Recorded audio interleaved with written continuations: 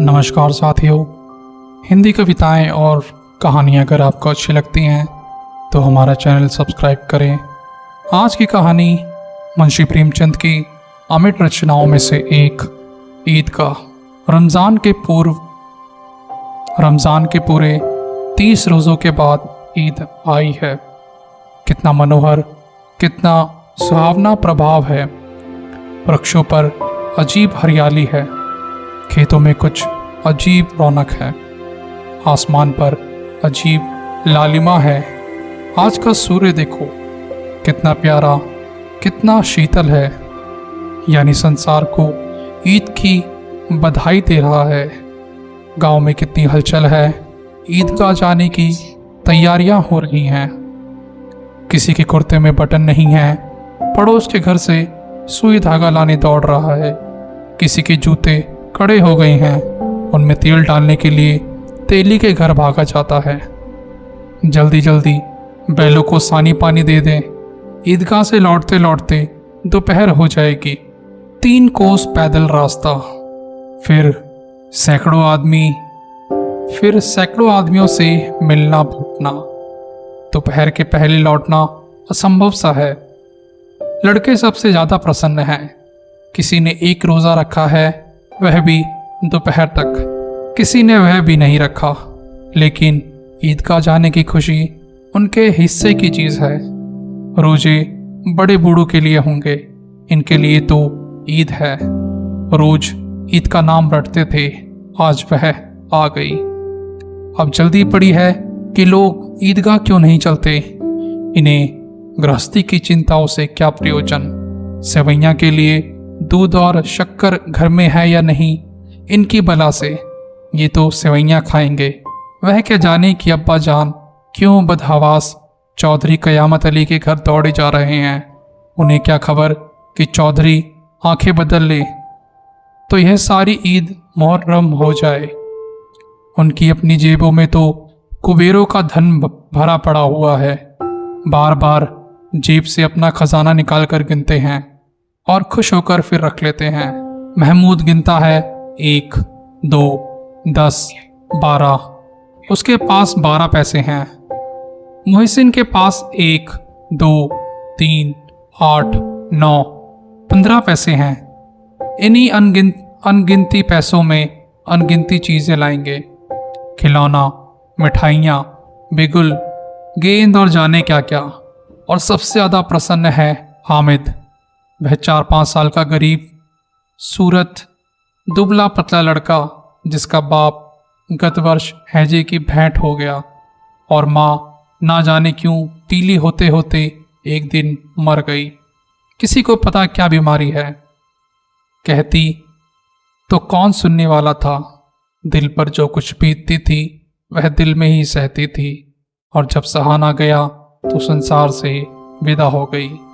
अब हामिद अपनी बूढ़ी दादी अमीना की गोद में सोता है और उतना ही प्रसन्न है। उसके अब्बा जान रुपए कमाने गए हैं, बहुत सी थैलियाँ लेकर आएंगे। अम्मी जान अल्लाह मियाँ के घर से उसके लिए बड़ी अच्छी अच्छी चीज़ें लाने गई हैं, इसलिए हामिद प्रसन्न है। आशा तो बहुत बड़ी चीज़ है, और फिर बच्चों की आशा, उनकी कल्पना तो राई का पर्वत बना लेती है।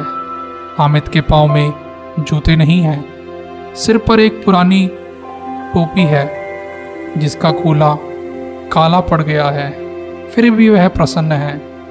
जब उसके अब्बा जान थैलियाँ और अम्मी जान नियामतें लेकर आएंगी तो वह दिल से अरमान निकाल लेगा। तब देखेगा मोहसिन, नूरे और सम्मी कहाँ से उतने पैसे निकालेंगे। अभागिना मीना अपनी कोठरी में बैठी रो रही है। आज ईद का दिन, उसके घर में दाना नहीं। आज आबिद होता तो क्या इसी तरह ईद आती और चली जाती। इस अंधकार और निराशा में वह डूबी जा रही है। किसने बुलाया था इस निगोड़ी ईद को। इसके घर में उसका काम नहीं, लेकिन हामिद, उसे किसी के जीने मरने से क्या। उसके अंदर प्रकाश है, अंदर बाहर। विपत्ति अपना सारा दल बल लेकर आए, हामिद की आनंद भरी चितवन उसका विध्वंस कर देगी। हामिद भीतर जाकर दादी से कहता है, तुम डरना नहीं अम्मा, मैं सबसे पहले आऊँगा। बिल्कुल ना डरना। अमीना का दिल कचोट गया। गांव के बच्चे अपने अपने बाप के साथ जा रहे थे। हामिद का बाप अमीना के सिवा और कौन है? उसे कैसे अकेले मेले जाने दे? उस भीड़ भाड़ में बच्चा कहीं खो जाए तो क्या? नहीं, अमीना उसे यूं ना जाने देगी। नन्ही सी जान 3 कोस कैसे चलेगा? पैर में छाले पड़ जाएंगे। जूते भी तो नहीं हैं। वह थोड़ी थोड़ी दूर पर उसे गोद में ले लेती, लेकिन यहाँ सेवैयाँ कौन पकाएगा? पैसे होते तो लौटते लौटते सब सामग्री जमा करके चटपट बना लेती। यहाँ तो घंटों चीजें जमा करने लगेंगे। मांग का ही तो भरोसा ठहरा। उस दिन फहीमन के कपड़े सिले थे, 8 आने पैसे मिले थे। उस अठन्नी को ईमान की तरह बचाती चली आती थी इसी ईद के लिए, लेकिन कल ग्वालन सर पर सवार हो गई तो क्या करती? हामिद के लिए कुछ नहीं है तो 2 पैसे का दूध तो चाहिए ही। अब तो कुल 2 आने पैसे बचे हैं। 3 पैसे हामिद की जेब में, 5 अमीना के बटवे में। यही तो बिसात है ईद का त्यौहार। अल्लाह ही बेड़ा पार लगावे। धोबन और नाइन और मेहतराइन और चुड़हराइन सभी तो आएंगी। सभी को सेवैयाँ चाहिए और थोड़ा किसी को आंख नहीं लगता। किस किस से मुंह चुराएगी? और मुंह क्यों चुराए? साल भर का त्यौहार है। जिंदगी खैरियत से रहे। उनकी तकदीर भी तो उसके साथ ही है। बच्चों को खुदा सलामत रखे। ये दिन भी कट जाएंगे। गांव से मेला चला और बच्चों के साथ हामिद भी जा रहा है। कभी सबके साथ दौड़कर आगे निकल जाता, फिर किसी पेड़ के नीचे खड़े होकर साथ वालों का इंतजार करता। यही लोग क्यों इतना धीरे धीरे चल रहे हैं? हामिद के पैरों में तो जैसे पर लग गए हैं। वह कभी थक ही नहीं सकता। शहर का दामन आ गया। सड़क के दोनों ओर अमीरों के बगीचे हैं। पक्की 4 दीवारी बनी है। पेड़ों में आम और लीचियां लगी हैं। कभी कोई लड़का ककड़ी उठाकर आम पर निशाना लगाता है। माली अंदर से गाली देता हुआ निकलता है। लड़के वहां से एक फलांग पर है, खूब हंस रहे हैं। माली को कैसे उल्लू बनाया। बड़ी बड़ी इमारतें आने लगी हैं। यह अदालत है, यह कॉलेज है, यह क्लब का घर है। इतने बड़ी कॉलेज में कितने लड़के पढ़ते होंगे? सब लड़के नहीं हैं, बड़े बड़े आदमी हैं। सच, उन सब की बड़ी बड़ी मूछें हैं। इतने बड़े हो गए हैं, अभी तक पढ़ने जाते हैं। ना जाने कब तक पढ़ेंगे और क्या करेंगे इतना पढ़कर। हामिद के मदरसे में 2-3 बड़े बड़े लड़के हैं, बिल्कुल 3 कौड़ी के। रोज मार खाते हैं, काम से जी चुराने वाले। इस जगह पे उसी तरह के लोग होंगे और क्या। क्लब हाउस में जादू होता है, सुना है। यहाँ मुर्दों की खोपड़ियाँ दौड़ती हैं और बड़े बड़े तमाशे होते हैं, पर किसी को अंदर नहीं जाने देते। और वहाँ शाम को साहब लोग खेलते हैं, बड़े बड़े आदमी खेलते हैं, मूंछों दाढ़ी वाले। और मैमें भी खेलती हैं। सच, हमारी अम्मा को यह दे दो, क्या नाम है बेटी, तो वह उसे पकड़ ही ना सकी, घुमाते ही लुढ़क जाए। महमूद ने कहा, हमारी अम्मी जान का तो हाथ कांपने लगे, अल्लाह कसम। मोहसिन बोला, चलो मनो आटा पीस डालती हैं, जरा सा बैट पकड़ लेंगी तो हाथ कांपने लगेंगे। सैकड़ों घड़े पानी रोज निकालती हैं, 5 घड़े तो तेरी भैंस ही पी जाती है। किसी मीम को 1 घड़ा पानी भरना पड़े तो आंखों तले अंधेरा आ जाए। महमूद, लेकिन दौड़ती तो नहीं, उछल कूद तो नहीं सकती। मोहसिन, हाँ उछल कूद तो नहीं सकती, लेकिन उस दिन मेरी गाय खुल गई थी तो चौधरी के खेत में जा पड़ी। अम्मा इतनी तेजी से दौड़ी कि मैं उन्हें पकड़ ही ना सका। आगे चले, हलवाइयों की दुकानें शुरू हो गई। आज खूब सजी थी। इतनी मिठाइयाँ कौन खाता है? देखो ना, एक एक दुकान पर मनो होंगे। सुना है रातों को जिन्नात आकर खरीद कर ले जाते हैं। अब्बा कहते थे कि आधी रात को एक आदमी हर दुकान पर जाता है, जितना माल बचा होता है वह तुलवा लेता है और सचमुच के रुपए देता है। बिल्कुल ऐसे ही रुपए। हामिद को यकीन ना आया, ऐसे रुपए जिन्नात को कहाँ से मिल जाएंगे। मोहसिन ने कहा, जिन्नात को रुपयों की क्या कमी, जिस खजाने में चाहे चला जाए, लोहे के दरवाजे तक उन्हें नहीं रोक सकते। जनाब, आप किस फेर में हैं? हीरे जवाहरात तक उनके पास रहते हैं, जिससे खुश हो जाए उसे टोकरों के जवाहरात दे देते हैं। अभी यहीं बैठे हैं, 5 मिनट में कलकत्ता पहुंच जाएं। हामिद ने फुर पूछा, जिन्नात बहुत बड़े बड़े होते हैं। मोहसिन, एक सिर आसमान के बराबर होता है जी। जमीन पर खड़ा हो जाए तो उसका सिर आसमान से जा लगे, मगर चाहे तो एक लोटे में घुस जाए। हामिद, तो लोग उन्हें कैसे खुश करते होंगे?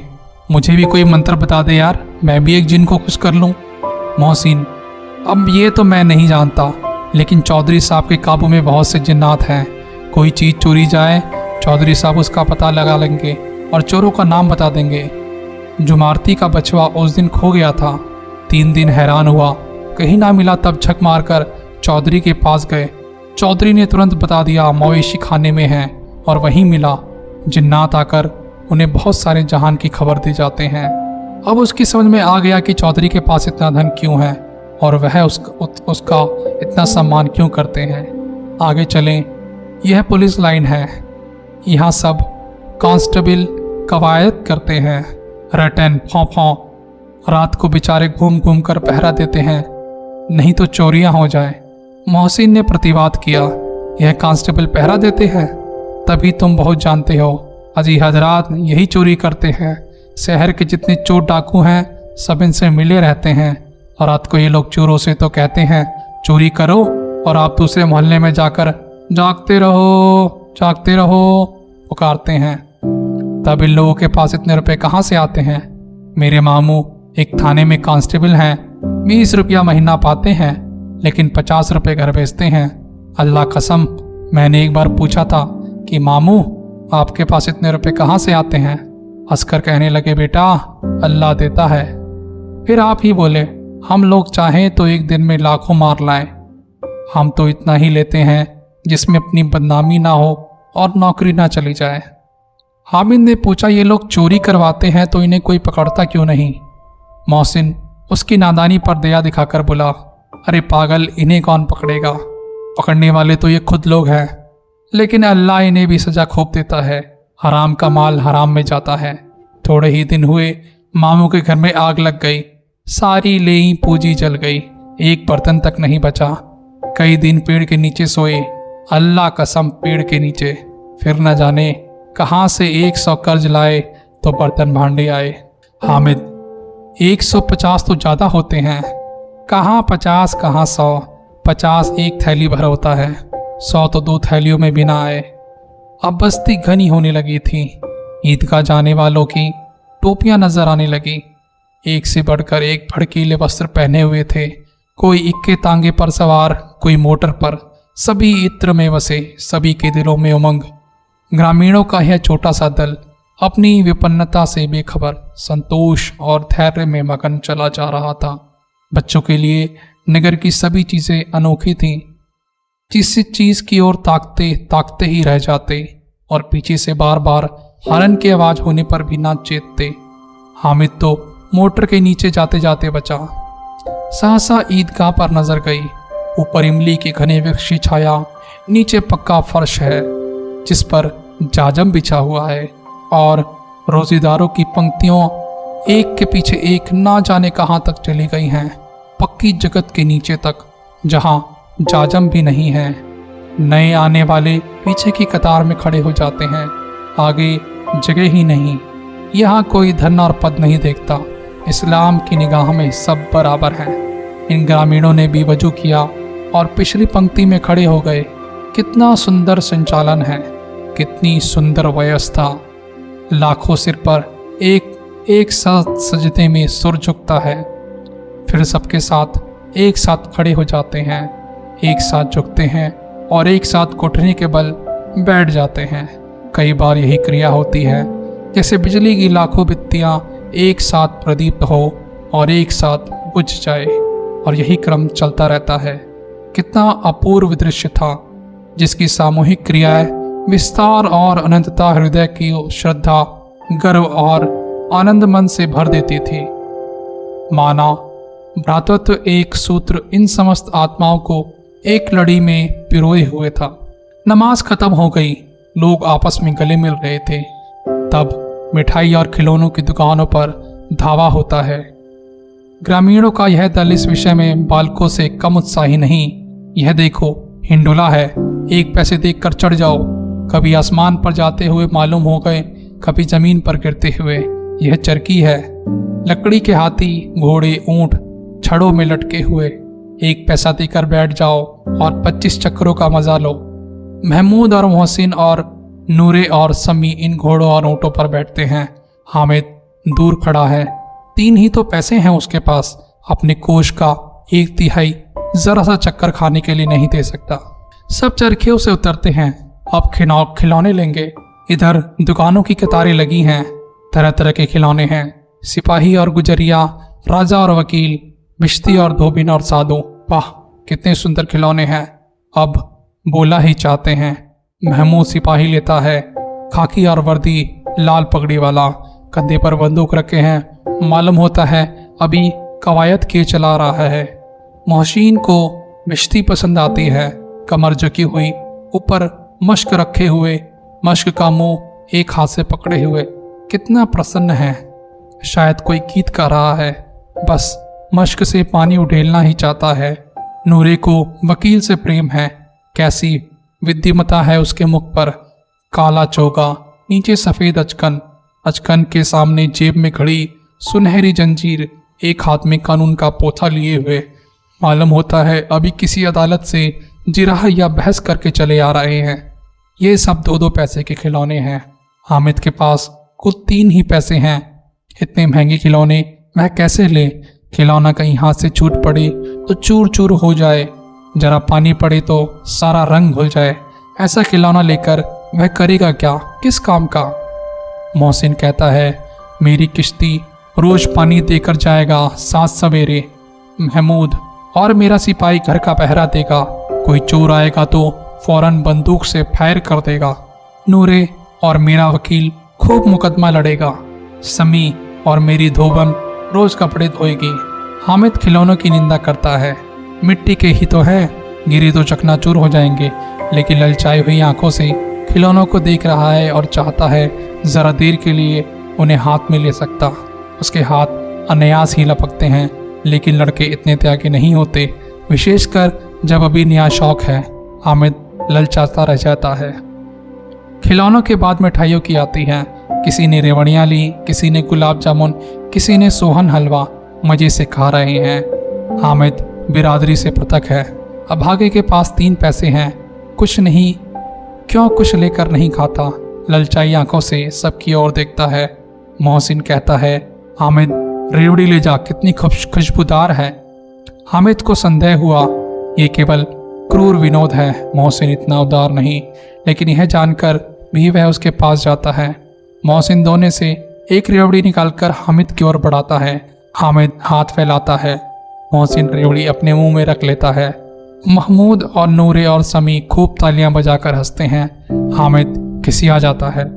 मोहसिन, अच्छा आपकी जरूर देंगे हामिद, अल्लाह कसम, ले जा। हामिद, रखे रहो, क्या मेरे पास पैसे नहीं हैं? समी, 3 ही तो पैसे हैं, 3 पैसों में क्या क्या लोगे? महमूद, हमसे गुलाब जामुन ले जा हामिद, मोहसिन बदमाश है। हामिद, मिठाई कौन बड़ी नेमत है, किताबों में इसकी कितनी बुराइयां लिखी हैं। मोहसिन, लेकिन दिल में कह रही हो तो मिले तो खा ले, अपने पैसे क्यों नहीं निकालते? महमूद, हम समझते हैं इसकी चालाकी, जब हमारे सारे पैसे खर्च हो जाएंगे तो हमें ललचा ललचा के खाएगा। मिठाइयों के बाद कुछ दुकान बाद लोहे की चीज़ें थीं, कुछ किलट, कुछ नकली गहनों की। लड़कों के लिए यहाँ कोई आकर्षक ना था, वे सब आगे बढ़ जाते हैं। हामिद लोहे की दुकान पर रुक जाता है। कई चिमटे रखे हुए थे। उसे ख्याल आया दादी के पास चिमटा नहीं। तभी से रोटियां उतारती हैं तो उसका हाथ जल जाता है। अगर वह चिमटा लेकर दादी को दे दे तो वह कितना प्रसन्न होगी, फिर उनकी उंगलियां कभी ना जलेंगी। घर में एक काम की चीज़ आ जाएगी। खिलौनों से क्या फ़ायदा, व्यर्थ में पैसे खराब होते हैं। ज़रा देर ही तो खुशी होती है, फिर तो खिलौना का कोई आंख उठाकर नहीं देखता। और यह घर पहुँचते पहुँचते टूट फूट के बराबर हो जाएंगे। छोटे बच्चे जो मेले में नहीं आते हैं जिद करके ले तो लेंगे और तोड़ डालेंगे। चिमटा कितने काम की चीज़ है। रोटियां तभी से उतार लो, चूल्हे में सेक लो, कोई आग मांगने आए तो चिमटा चूल्हे से आग निकाल कर उसे दे दो। अम्मा बेचारी को कहाँ फुर्सत है कि बाजार आए और इतने पैसे। ही कहाँ मिलते हैं, रोज हाथ जला लेती है। हामिद के साथी आगे बढ़ गए। सबील पर सबके सब शरबत पी रहे हैं।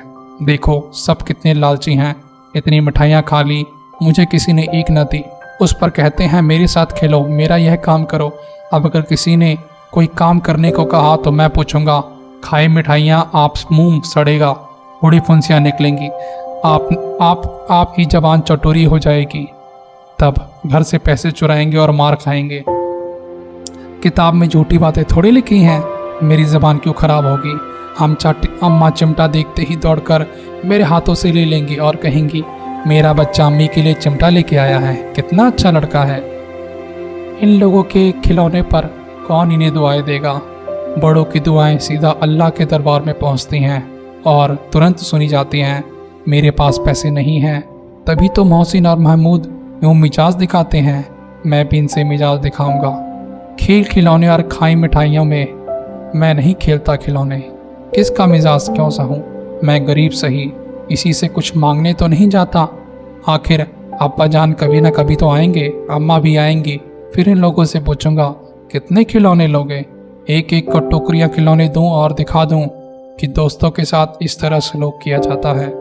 यह नहीं कि एक पैसे की रेवड़ी ली तो चिढ़ा चिढ़ा कर खाने लगे। सबके सब खूब हंसेंगे कि हामिद ने चिमटा लिया है। हंसे मेरी बला से। उसने दुकानदार से पूछा, ये चिमटा कितने का है। दुकानदार ने उसकी ओर देखा। कोई आदमी साथ न देखकर कहा, तुम्हारे काम का नहीं है जी, बिकाऊ है कि नहीं, बिकाऊ क्यों नहीं है, और क्या यहाँ लादे लाए हैं, तो बताते क्यों नहीं कितने पैसे का है। 6 पैसे लगेंगे। हामिद का दिल बैठ गया। ठीक ठीक 5 पैसे लगेंगे, लेना है तो लो, नहीं तो चलते बनो। हामिद ने कलेजा मजबूत भर के कहा, 3 पैसे लोगे। यह कहता हुआ वह आगे बढ़ गया। दुकानदार की घुड़कियां ना सुने, लेकिन दुकानदार ने घुड़कियां नहीं दी, बुलाकर चिमटा दे दिया। हामिद ने उसे इस तरह कंधे पर रखा मानो बंदूक है और शान से अकड़ता हुआ संगियों के पास आया। जरा सुने, सबके सब क्या आलोचनाएं करते हैं। मोहसिन ने हंसकर कहा, यह चिमटा क्यों लाया है पगले, इसका क्या करेगा। हामिद ने चिमटे को जमीन पर पटक कर कहा, जरा अपनी भिश्ती जमीन पर गिरा दो, सारी पसलियां चूर चूर हो जाए बच्चों की। महमूद बोला, तो यह चिमटा कोई खिलौना है। हामिद, खिलौना क्यों नहीं, अभी कंधे पर रखा बंदूक हो गई, हाथ में ले लिया फकीरों का चिमटा हो गया। चाहूँ तो इससे मजीरे का भी काम ले सकता हूँ। एक चिमटा जमा दूँ तो तुम लोगों के सारे खिलौनों की जान निकल जाए। तुम्हारे खिलौने कितनी जोर लगाएं, मेरे चिमटे का बाल भी बाका नहीं कर सकते। मेरा बहादुर शेर है चिमटा। सम्मी ने खंजारी ले ली, प्रभावित होकर बोला, मेरी खंजारी से बदलोगे, 2 आने की है। हामिद ने खंजारी की ओर उपेक्षा से देखा। मेरा चिमटा चाहे तो तुम्हारी खंजारी का पेट फाड़ डाले। बस एक चिमटे की झिल्ली लग गई, ढप ढप बोलने लगी, जरा सा पानी लग जाए तो खत्म हो जाए। मेरा बहादुर चिमटा आग में, पानी में, आंधी में, तूफान में बराबर डटा रहेगा। चिमटे ने सभी को मोहित कर लिया। अब पैसे किसके पास धरे हैं, फिर मेले से दूर निकल आए हैं। 9 कब के बज गए, धूप तेज हो रही है, घर पहुंचने की जल्दी हो रही है। बाप से जिद भी करे तो चिमटा नहीं मिल सकता। हामिद है बड़ा चालाक, इसलिए बदमाश ने अपने पैसे बचा के रखे थे। अब बालकों का 2 दल हो गया है। मोहसिन, महमूद, समी और नूर एक तरफ है, हामिद अकेला दूसरी तरफ। शास्त्रास्त्र हो रहा है। समी तो विधर्मी हो गया है, दूसरे पक्ष में जा मिला। लेकिन मोहसिन, महमूद और नूरे अभी भी हामिद से 1-1, 2-2 साल बड़े होने पर हामिद के आघातों से आतंकित हो उठे हैं। उसके पास न्याय का बल है और नीति की शक्ति। एक और मिट्टी है, दूसरी ओर लोहा। जो इस वक्त अपने को फौलाद कह रहा है वे अजय है, घातक है। अगर कोई शेर आ जाए तो मियाँ भिश्ती के छक्के छूट जाए, मियाँ सिपाही मिट्टी की बंदूकें नोक छोड़कर भाग जाए, वकील साहब की नानी मर जाए, चोगे मुंह में छुपाकर जमीन पर लेट जाए, मगर यह चिमटा, यह बहादुर, यह रुस्तमे हिंद लपटकर शेर की गर्दन पर सवार हो जाएगा और उसकी आंखें निकाल लेगा। मोहसिन ने एड़ी चोटी जोर लगाकर कहा, अच्छा पानी तो नहीं भर सकता। हामिद ने चिमटे को खड़ा कर दिया। भिश्ती को एक डांट बताएगा तो दौड़ा हुआ पानी लेकर उसके द्वार पर छिड़कने लगेगा। मोहसिन परास्त हो गया, पर महमूद ने कुमुक पहुंचाई। अगर बच्चा पकड़ जाए तो अदालत में बंदे बंदे फिरेंगे, तब तो वकील साहब के पैर पड़ेंगे। हामिद इस प्रबल तर्क का जवाब न दे सका। उसने पूछा, हमें पकड़ने कौन आएगा? नूरी ने अकड़कर कहा, ये सिपाही बंदूक वाला। हामिद ने मुंह चुड़ाकर कहा, यह बेचारे हम बहादुर रुस्तम हिंद को पकड़ेगा। अच्छा लाओ, अभी जरा कुश्ती हो जाए। इसकी सूरत देखकर दूर से भागेगा, पकड़ेगा क्या बेचारा। मौसिर को एक नई चोट सूझी, तुम्हारे चिमटे का मुंह रोज आग में जलेगा। उसने समझा था कि हामिद लाजवाब हो जाएगा, लेकिन यह बात न हुई। हामिद ने तुरंत जवाब दिया, आग में बहादुर ही कूदते हैं जनाब। तुम्हारे यह वकील, सिपाही और किश्ती लौंडियों की तरह घर में घुस जाएंगे। आग में कूदना वह काम है जो रुस्तम हिंद ही कर सकता है। महमूद ने एक जोर लगाया, वकील साहब कुर्सी मेज पर बैठेंगे, तुम्हारा चिमटा तो बावर्ची खाने में जमीन पे पड़ा रहेगा। इस तर्क ने समी और नूरे को भी सजीव कर दिया। कितने ठिकानों के बाद कही यह पट्टे ने, चिमटा बावर्ची खाने में पड़ा रहने के सिवा और कर भी क्या सकता है। हामिद को कोई फड़कता हुआ जवाब ना सूझा तो उसने धांधली शुरू की, मेरा चिमटा बावर्ची खाने में नहीं रहेगा, वकील साहब की कुर्सी पर बैठेगा तो जाकर उन्हें जमीन पर पटक देगा और उनका कानून उनके पेट में डाल देगा। बात कुछ न बनी, खासी गाली गलौज थी, लेकिन कानून को पेट में डालने वाली बात छा गई। ऐसी छा गई कि तीनों सूरमा मुंह ताकते रह गए, मानो कोई थलेचा कनकौआ किसी गंडे वाले कनकौए को काट गया हो। कानून मुंह से बाहर ही नहीं निकलने वाली चीज़ है, उसको पेट के अंदर डाल दिया जाए, बेतुकी सी बात होने पर भी कुछ नयापन रखती है। हामिद ने मैदान मार लिया। उसका चिमटा रुस्तम हिंद है। अब इसमें मोहसिन, महमूद, नूरे, सम्मी किसी को भी आपत्ति नहीं हो सकती थी। विजेता को हारने वाले से जो सत्कार मिलना स्वाभाविक है वह हामिद को भी मिलता है। और तीन चार आने पैसे खर्च किए पर कोई काम की चीज़ ना ले सके। हामिद ने 3 पैसे में रंग जमा लिया। सच ही तो है, खिलौनों का क्या भरोसा, टूट फूट जाएंगे। हामिद का चिमटा बना रहेगा बरसों।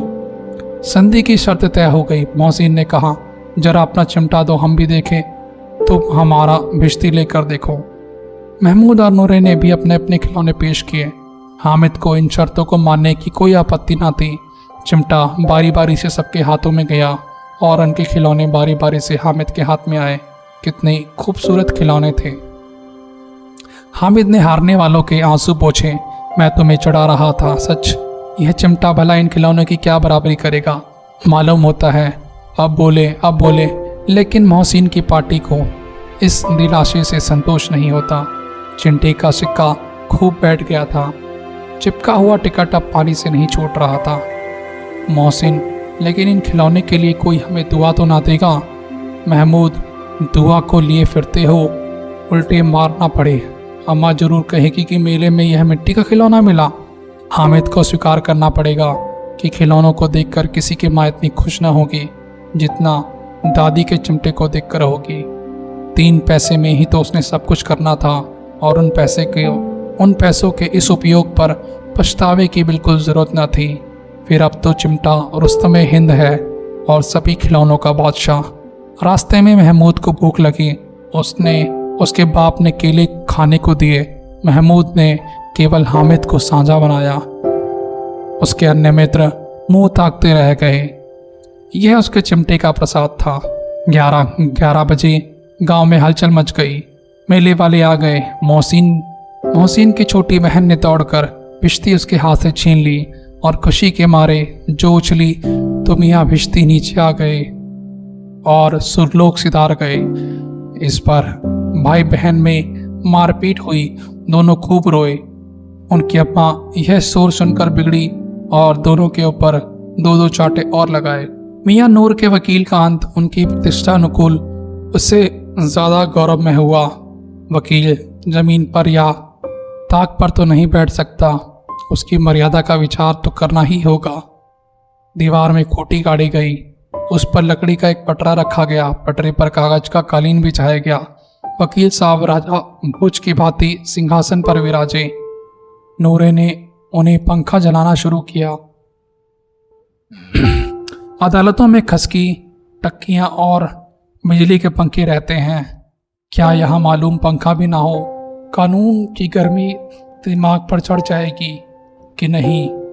बांस का पंखा आया और नूरे हवा करने लगा।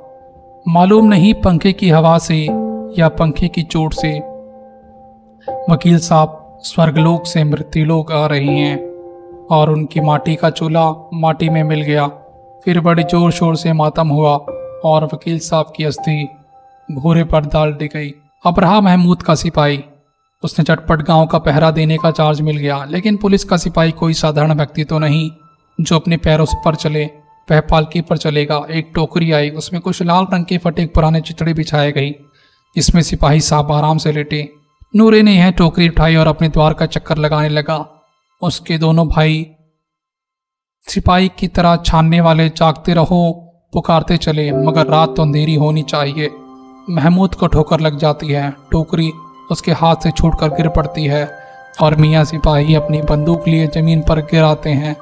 उनकी एक टांग में विकार आ जाता है। महमूद को आज ज्ञात हुआ कि वह अच्छा डॉक्टर है। उसको ऐसा मरहम मिल गया जिससे वह टूटी टांग को आनन फानन जोड़ सकता था।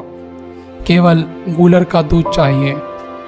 गूलर का दूध आता है, टांग जवाब दे देती है। शल्य क्रिया सफल हुई, तब उसकी दूसरी टांग भी तोड़ दी जाती है। अब कम से कम एक जगह आराम से तो बैठ सकता है। एक टांग से तो ना तो चल सकता था ना ही बैठ सकता था। अब वह सिपाही से सन्यासी हो गया, अपनी जगह पर बैठे बैठे पहरा देता है। कभी कभी देवता भी बन जाता है। उसके सिर का झालरदार साफा खुरस दिया गया है। अब उसका जितना रूपांतर चाहो कर सकते हो। कभी कभी तो उसका बाट से भी काम लिया जाता है। अब मियाँ हामिद का हाल सुनिए। अमीना उसकी आवाज़ सुनते ही दौड़ती है और उसे गोद में उठाकर प्यार करने लगती है। सहसा उसके हाथ में चिमटा देखकर वह चौंकी। यह चिमटा कहाँ है, कहाँ था? मैंने मोल लिया है। क्या पैसे में? 3 पैसे दिए। अमीना ने छाती पीट ली। ये कैसा बेसमझ लड़का है कि दोपहर हुई कुछ खाया ना पिया, लाया क्या? चिमटा। सारे मेले में तुझे और कोई चीज़ ना मिली जो यह लोहे का चिमटा उठा लाया? हामिद ने अपराधी भाव से कहा। तुम्हारी उंगलियां तभी से जल जाती थी, इसलिए मैंने लिया। बुढ़िया का क्रोध तुरंत स्नेह में बदल गया, और स्नेह भी वह नहीं जो प्रलब्ध होता है और अपनी सारी कस्में शब्दों में बिखेर देता है।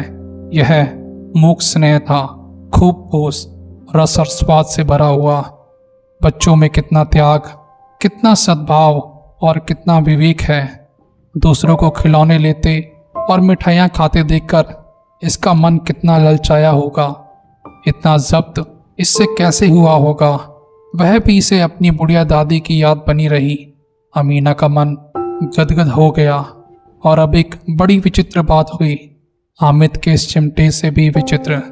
बच्चे हामिद ने बूढ़े हामिद का पाठ खेला था। बुढ़िया अमीना पालिका अमीना बन गई। वह रोने लगी, दामन फैलाकर हामिद को दुआएं देती जाती थी और आंसू की बड़ी बड़ी बूंदें गिराई जाती थी। हामिद इसका रहस्य क्या समझता?